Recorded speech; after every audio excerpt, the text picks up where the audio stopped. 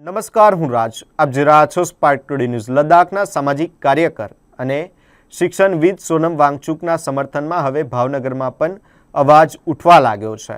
NEET પરીક્ષાના paper leak મામલે કેન્દ્રીય શિક્ષણ મંત્રીના રાજીનામાની માંગ સાથે સોનમ વાંગચુક છેલ્લા 20 દિવસથી દિલ્હીના જંતર મંતર ખાતે ભૂખ હડતાલ પર બેઠા હોવાનું જણાવવામાં આવી રહ્યું છે. દેશભરના અનેક સામાજિક કાર્યકરો અને જાણીતી હસ્તીઓ દ્વારા તેમને સમર્થન આપવામાં આવી રહ્યું છે. ત્યારે ભાવનગર શહેરમાં પણ યુવા એડવોકેટ અને કોંગ્રેસના નગરસેવક કિશન મેર સહિતના આગેવાનો દ્વારા સોનમ વાંગચુકના સમર્થનમાં વિરોધ પ્રદર્શન કરવામાં આવ્યું હતું.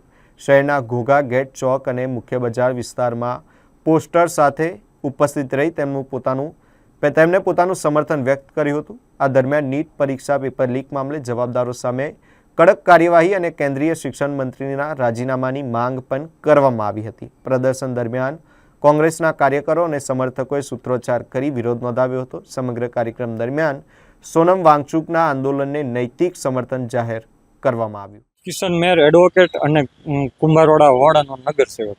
કિશનભાઈ, કાલે આપણે પોસ્ટર લઈને વિરોધ કરવામાં આવ્યો હતો, શું છે?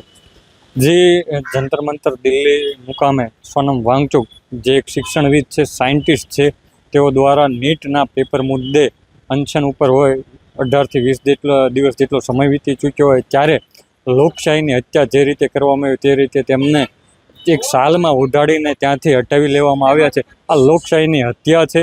સાથે સાથે અમે તેનો વિરોધ કરીએ છીએ. દરેક દેશના દરેક યુવાનો તે સોનમ વાંગચુકનું સમર્થન કરે છે. ત્યાં બેઠેલા તમામ ભૂખ હડતાલ કરી રહેલા યોદ્ધાઓનું સન્માન કરે છે અને અમે તેમની સાથે છે. જ્યાં પણ જરૂર પડે આવનારા દિવસોમાં અમે સોનમ વાંગચુકનું સમર્થન કરીશું. આગામી દિવસોમાં તમે કોઈ કાર્યક્રમ આપશો?